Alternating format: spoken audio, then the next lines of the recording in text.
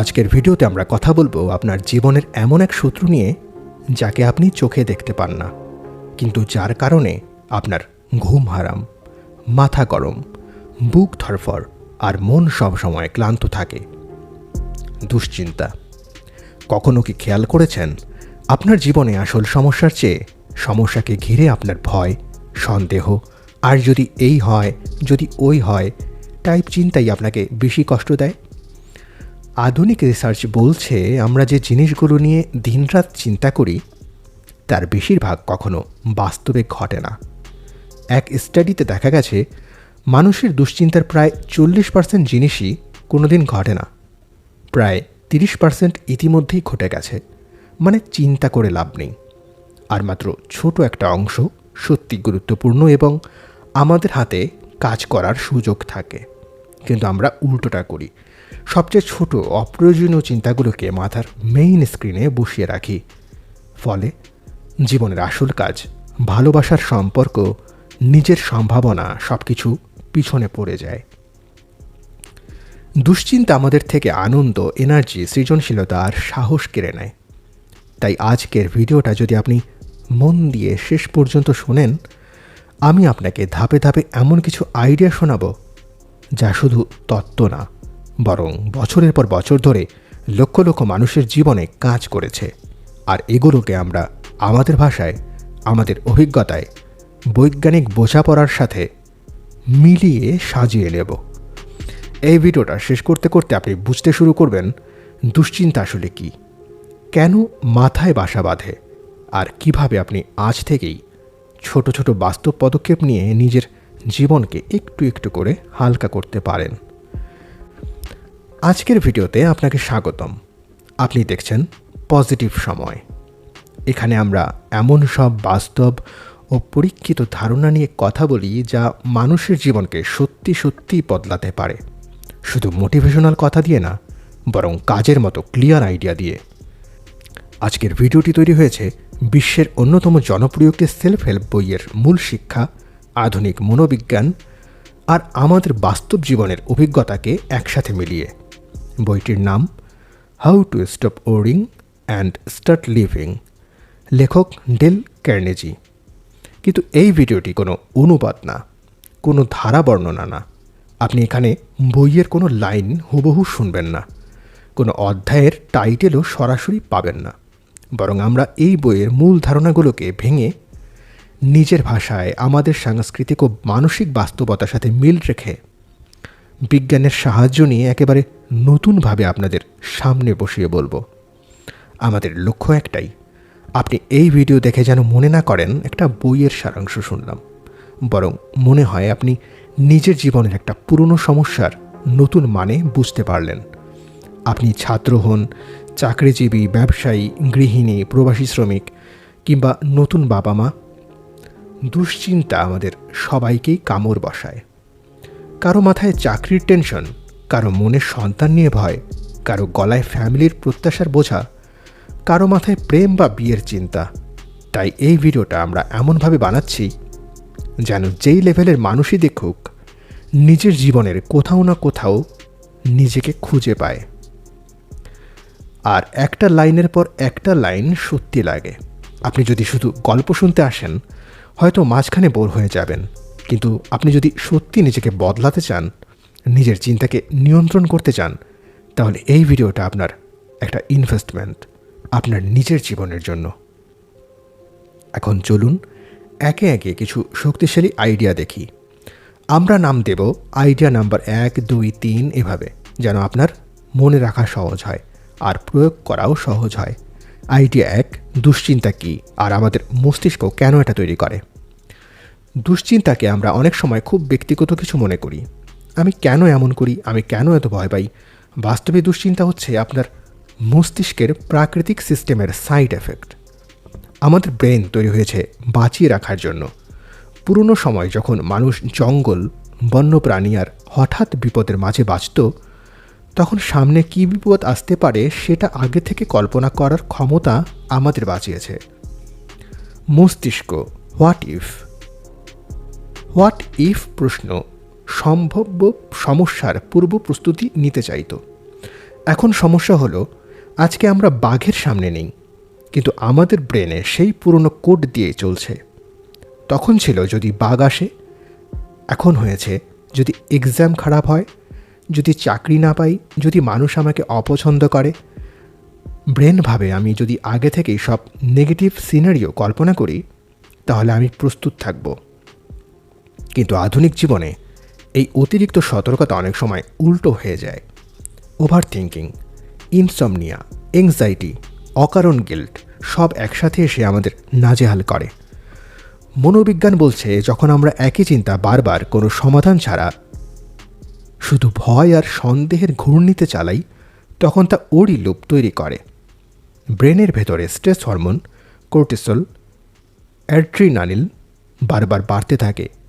Heartbeat বাড়ে, পেট গুড়গুড় করে, হাত কাঁপতে পারে, বুক ভারী লাগে। মানে মস্তিষ্ক ধরে নেয় আপনি এখনই বিপদে পড়েছেন, যদিও বাস্তবে আপনি শুধু বিছানায় শুয়ে আছেন। দুশ্চিন্তা এখানেই ঝামেলা করে। এটা বাস্তব বিপদ না থাকলেও ফাইট অর ফ্লাইট মোড চালু করে দেয়। কিন্তু ভালো খবর হলো, যেহেতু এটা মস্তিষ্কের একটি প্রোগ্রাম, তাই আপনি চাইলে ধীরে ধীরে এই প্রোগ্রামকে আপডেট করতে পারেন। আজ আমরা যে আইডিয়াগুলো নিয়ে কথা বলবো সেগুলো মূলত আপনার মস্তিষ্ককে নতুনভাবে ট্রেন করার উপায়, যাতে দুশ্চিন্তা আপনাকে পুরোপুরি কন্ট্রোল না করতে পারে, বরং আপনি দুশ্চিন্তাকে ব্যবহার করতে শিখেন। আইডিয়া 2, অস্পষ্ট ভয়কে স্পষ্ট করা, চিন্তাকে কাগজে নামানো। বেশিরভাগ দুশ্চিন্তার সবচেয়ে বড় সমস্যা হলো এগুলো অস্পষ্ট। মনে হচ্ছে সব খারাপ হয়ে যাবে, মনে হচ্ছে আমি পারবো না, এই মনে হচ্ছেটাই আমাদের শেষ করে দেয়। যখন চিন্তা মাথার ভেতরে থাকে তখন সেটা আকারে যত চাই বড় হয়ে, আপনি হয়তো খেয়াল করেছেন অনেক সময় কোনো একটা ইস্যু নিয়ে দিনরাত চিন্তা করার পর এক বন্ধু বা পরিবারের কারো কাছে পুরো ব্যাপারটা জাস্ট একবার বলে ফেললে মাথাটা একটু হালকা হয়ে যায়। কারণ কথা বলার সময় আপনাকে ঘটনা সাজাতে হয়, স্পষ্ট করতে হয়। এতে মস্তিষ্ক ঘটনাটাকে একটু পরিষ্কারভাবে দেখতে পারে। তাই একটা খুব শক্তিশালী প্র্যাকটিস হলো চিন্তাকে কাগজে নামিয়ে আনা। শুধু মনে মনে ঘোরাবেন না, একটা কাগজ বা নোট অ্যাপে লিখে ফেলুন 3টা বিষয়। আমি আসলে কী নিয়ে দুশ্চিন্তা করছি, যতটা সম্ভব স্পষ্টভাবে লিখুন। আমার ভবিষ্যৎ নিয়ে চিন্তা, এটা না লিখে রাখুন আগামী 6 মাসের মধ্যে ভালো চাকরি না পেলে আমি কি করব, এটা নিয়ে আমি ভাবছি। এই ব্যাপারে বাস্তবে আমাদের কি কি অপশন আছে, সব সম্ভাব্য পদক্ষেপ লিস্ট করুন। নতুন স্কিল শেখা, সিভি আপডেট, কন্ট্যাক্ট করা, সাইড ইনকাম, খরচ কমানো, কারো সাহায্য চাওয়া, যা যা মাথায় আসে লিখে রাখুন। এখন এর মধ্যে আমি কি করব আর কখন থেকে করব, মানে আজ, কাল, এই সপ্তাহে বা এই মাসে আপনি কি করবেন সেটা নির্দিষ্ট করুন। এটা একদম সিম্পল লাগলেও বাস্তবে করলে আপনি দেখবেন মাথার দানব একটু ছোট হয়ে যায়। আপনি বুঝতে পারবেন আমি শুধু ভয় পাচ্ছি না, আমি কিছু একটা করতে যাচ্ছি। এই সিম্পল বিশ্লেষণ পদ্ধতিটা অনেক বড় বড় দুশ্চিন্তাকে প্র্যাকটিক্যাল সমস্যায় পরিণত করে, আর প্র্যাকটিক্যাল সমস্যা মানেই অ্যাকশন নেওয়া যায়। আইডিয়া 3, সবচেয়ে খারাপটা আগে কল্পনা করে তারপর তার সাথে শান্ত হওয়া। শুনতে অদ্ভুত মনে হতে পারে, দুশ্চিন্তা কমাতে আবার ওর্স্ট কেস কল্পনা করতে হবে কেন? কিন্তু বাস্তবে আমাদের মস্তিষ্ক অনেক সময় ভয়কে অন্ধকার ঘরের ভূতের মতো বানিয়ে ফেলে। আলো জ্বালানোর আগ পর্যন্ত সেই অন্ধকারকেই আমরা বেশি ভয় পাই। যদি আমি এক্সামে ফেল করি, যদি এই ব্যবসার লস হয়, যদি মানুষ হাসাহাসি করে, এই সব প্রশ্নের উত্তর আমরা কখনো শেষ পর্যন্ত নিয়ে যাই না, শুধু মাঝপথে আটকে ফেলি। ফলে ভেতরে থাকা ভয় আরও ফুলে ফেপে ওঠে। এই জায়গায় একটা শক্তিশালী কৌশল হলো নিজেকে জিজ্ঞেস করা, সত্যি বলতে সবচেয়ে খারাপ কী হতে পারে? ধরুন আপনি একটি ইন্টারভিউ নিয়ে ভীষণ দুশ্চিন্তায় আছেন। ভাবুন সবচেয়ে খারাপ কী? হয়তো ইন্টারভিউয়ে গুলিয়ে ফেলবেন, সিলেক্ট হবেন না, এরপর জীবন শেষ হয়ে যাবে?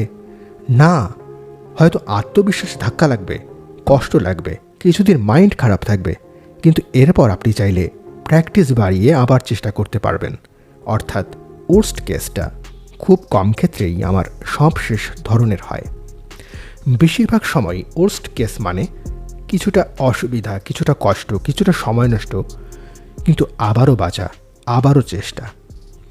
প্র্যাকটিক্যাল স্টেপ হবে 3 ভাগে। সবচেয়ে খারাপটা পরিষ্কার করে লিখুন। নিজেকে মানসিকভাবে বলুন, হ্যাঁ এমনটা হলে কষ্ট হবে, তবু আমি বেঁচে থাকব, নতুনভাবে শুরু করতে পারবো। এখন লিখুন এই সবচেয়ে খারাপটা যাতে না হয় বা হলে যেন কম ক্ষতি হয়, তার জন্য আমি কি করতে পারি। এভাবে আপনি ভয়কে আপনার সামনে রেখে তার সাথে কথা বলা শুরু করবেন। ভয় তখন আর অদৃশ্য শত্রু থাকবে না, বরং একটা বাস্তব পরিস্থিতি যার জন্য আপনি প্রস্তুতি নিতে পারেন। আইডিয়া 4, আজকের দিন এর মধ্যে জীবনকে ভাগ করা। দুশ্চিন্তার একটা বড় অংশ আসে এমন জিনিস নিয়ে চিন্তা থেকে যা আমাদের হাতের বাইরে, যেমন আগামী বছর কি হবে, 5 বছর পরে আমি কোথায় থাকব, 10 বছর পরে সন্তানদের কি হবে।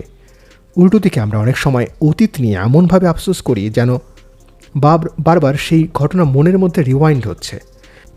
এর মাঝখানে থাকে আজকের দিন, যেটা আমাদের হাতের মধ্যে, যেটা আমরা একদমই ব্যবহার করি না।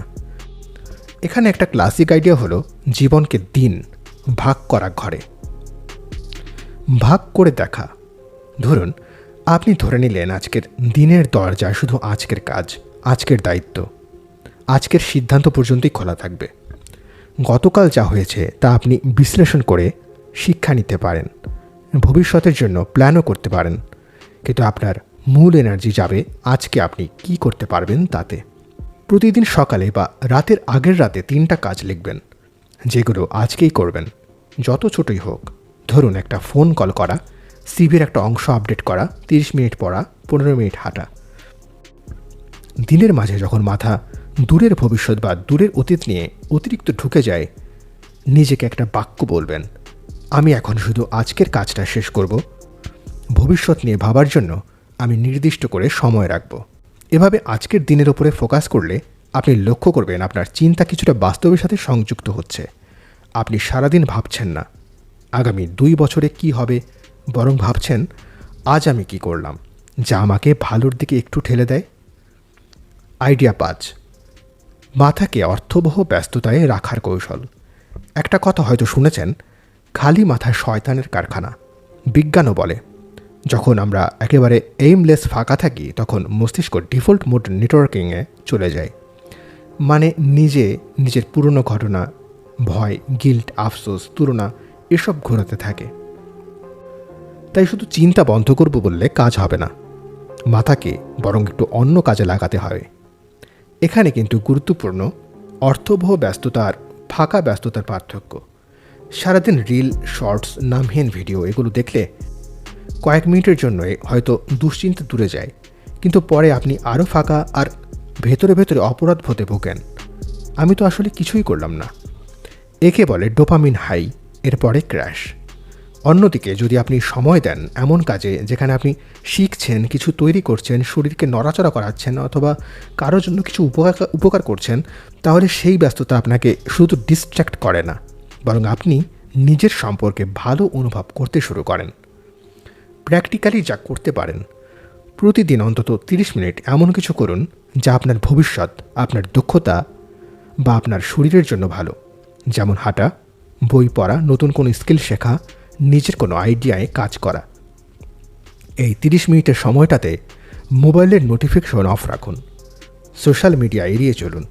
এটাই হবে আপনার দুশ্চিন্তা থেকে বিরতির সময়, যেখানে আপনি নিজের ওপর কাজ করছেন।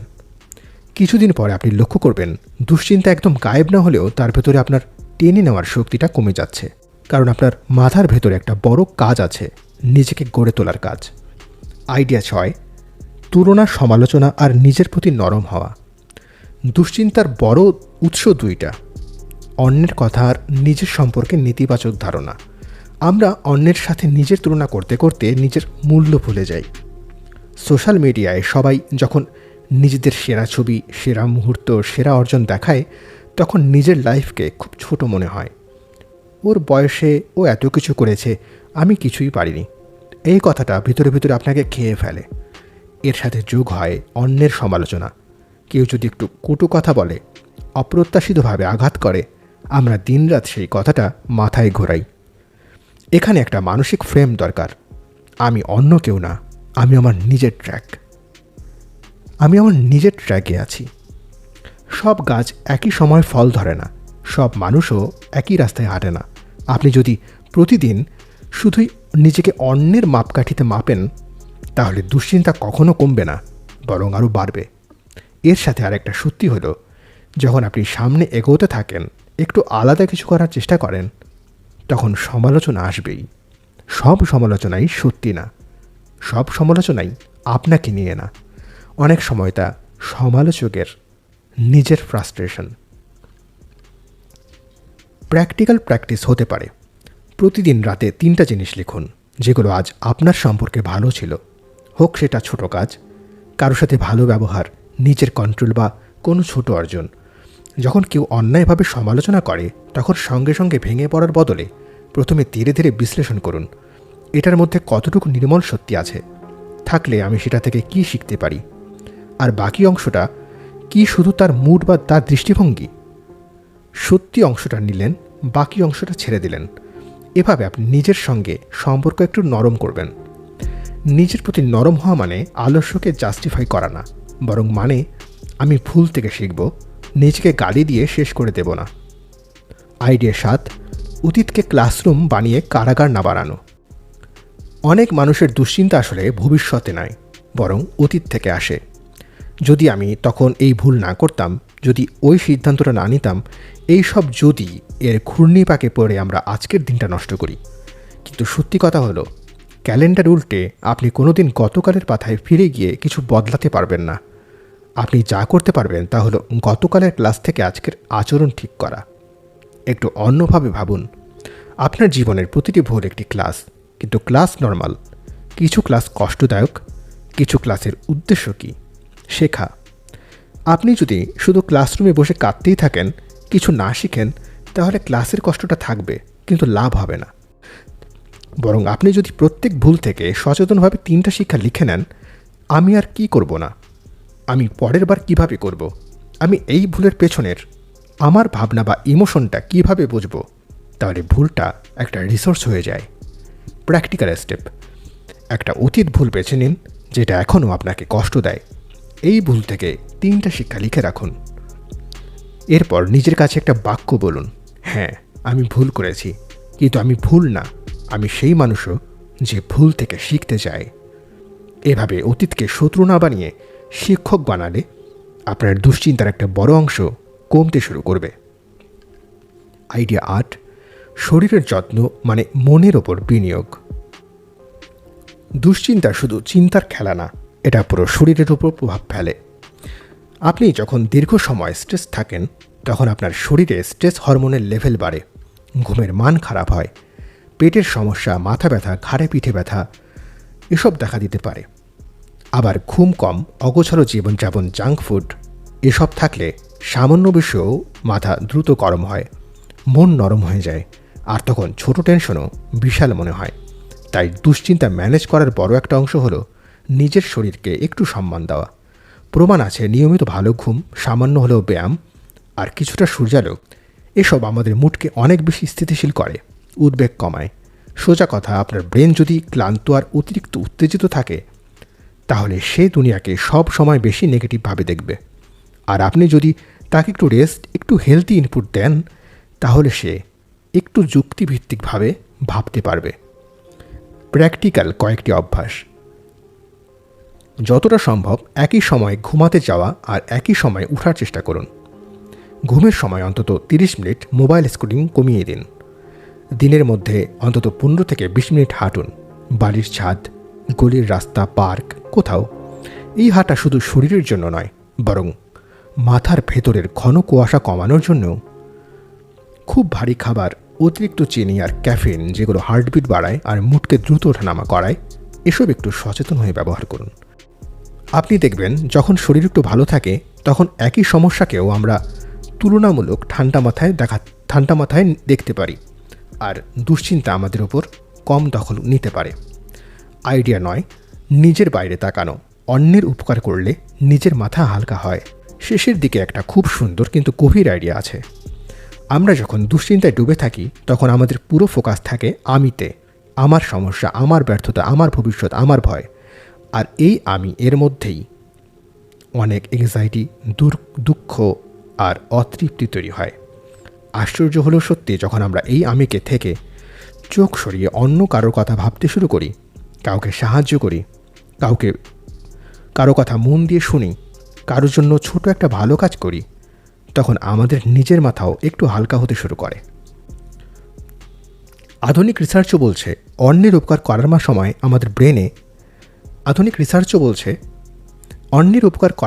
আমাদের ব্রেনে এমন কেমিক্যাল নিঃসৃত হয় যা আমাদের সুখ ও সন্তুষ্টির অনুভূতি বাড়ায়, স্ট্রেস কমায়।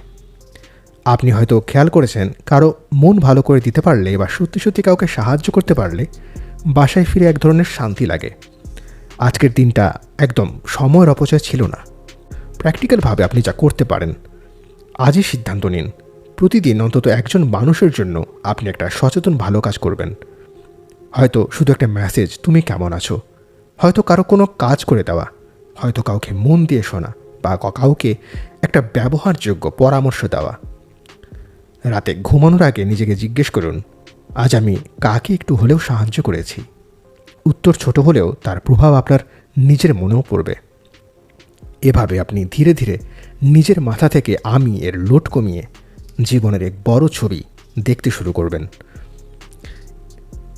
এই পুরো ভিডিওতে আমরা যা যা নিয়ে কথা বললাম সেগুলো কোনো ম্যাজিক না, কোনো ফাঁপা মোটিভেশন না। এগুলো হলো কিছু বাস্তব পরীক্ষিত মানুষের জীবন ঘেঁটে বের করা প্রিন্সিপাল, যেগুলোকে আপনি আপনার জীবনের সাথে জুড়ে নিতে পারেন। আমরা দেখলাম দুশ্চিন্তা আসলে আমাদের মস্তিষ্কের একটি পুরনো সিস্টেম, যা আজকের দুনিয়ায় অনেক সময় আমাদের বিরুদ্ধেও কাজ করে। আমরা দেখলাম কিভাবে অস্পষ্ট ভয়কে স্পষ্ট করে লিখে ফেললে কিভাবে সবচেয়ে খারাপ সম্ভাবনার মুখোমুখি হয়ে নিজের মনের চাপ কমানো যায়, কিভাবে আজকের দিনের মধ্যে ফোকাস করলে বর্তমানকে কাজে লাগানো যায়। আমরা কথা বললাম কিভাবে অর্থবহ ব্যস্ততা, তুলনা থেকে বেরিয়ে আসা, অতীতকে ক্লাসরুম বানানো, শরীরের যত্ন নেওয়া আর অন্যের জন্য ভালো কিছু করা, এই সবগুলো মিলিয়ে আমাদের দুশ্চিন্তাকে ধীরে ধীরে ম্যানেজেবল করা যায়। এখন আসল প্রশ্ন হচ্ছে, আপনি এর মধ্যে কোনটা দিয়ে শুরু করবেন? আপনি যদি এই ভিডিওর সব কথা একসাথে জীবনে ঢোকাতে চান, হয়তো 3 দিন পরেই ক্লান্ত হয়ে যাবেন। বরং আজই ঠিক করুন, আপনি শুধু 2টা ছোট কাজ নিয়ে শুরু করবেন। হয়তো আজ রাত থেকেই আপনি আপনার বড় দুশ্চিন্তাটা কাগজে লিখে ফেলবেন আর তার বাস্তব পদক্ষেপগুলো লিস্ট করবেন। হয়তো আজ রাতের ঘুমের আগে 3টা কৃতজ্ঞতার পয়েন্ট লিখবেন। হয়তো আজ থেকেই প্রতিদিন 20 মিনিট হাঁটবেন আর একজন মানুষের জন্য একটা ভালো কাজ করার সিদ্ধান্ত নেবেন। এগুলোর কোনোটা করতে টাকা লাগে না, স্পেশাল টুল লাগে না, শুধু আপনার ইচ্ছাটা লাগে। দুশ্চিন্তা কখনোই আপনার জীবন থেকে পুরোপুরি চলে যাবে না। সমস্যা আসবে, ঝুঁকি থাকবে, অনিশ্চয়তা থাকবে, কিন্তু পার্থক্যটা হবে এইখানে। আগে দুশ্চিন্তা আপনাকে টেনে নিয়ে যেত, আপনি কিছু বোঝার আগেই মাথার ভেতরে ঝড় উঠত। এখন আপনি শুধু সচেতনভাবে চিন্তাকে ধরতে পারবেন, নামাতে পারবেন, বিশ্লেষণ করতে পারবেন, আর যেখানে দরকার সেখানে শান্তভাবে পদক্ষেপ নিতে পারবেন। আপনি দুশ্চিন্তাকে পুরো শেষ করতে পারবেন না, কিন্তু আপনি তাকে নিজের জীবনের বস বানাবেন কিনা সেটা আপনার হাতে। আপনি যদি মনে করেন এই ভিডিওর কোনো একটি লাইন, কোনো একটি আইডিয়া আপনার জীবনে কাজে লাগতে পারে, তাহলে এটাকে এখানেই থামিয়ে রাখবেন না, চেষ্টা করে দেখুন। আর যদি মনে হয় ভিডিওটা সত্যি আপনাকে সাহায্য করেছে, তাহলে পজিটিভ সময় চ্যানেলটি সাবস্ক্রাইব করতে পারেন, যেন আমরা আপনাকে আরও এমন গভীর, বাস্তব আর বিজ্ঞানসম্মত বিশ্লেষণ নিয়ে আবার সামনে আসতে পারি। আপনি আমাদের জন্য শুধু একজন ভিউয়ার নন, আপনি এমন একজন মানুষ যার জীবন, যার মানসিক শান্তি, যার ভবিষ্যৎ আমাদের কাছে গুরুত্বপূর্ণ। মনে রাখবেন, দুশ্চিন্তা সবসময় আপনার দরজায় কড়া নাড়বে, কিন্তু দরজা কতটা খুলবেন, কতক্ষণ খুলে রাখবেন, আর কখন ধীরে ধীরে বন্ধ করে নিজের কাজ নিয়ে ব্যস্ত হয়ে যাবেন, সেই সিদ্ধান্ত শেষ পর্যন্ত আপনার।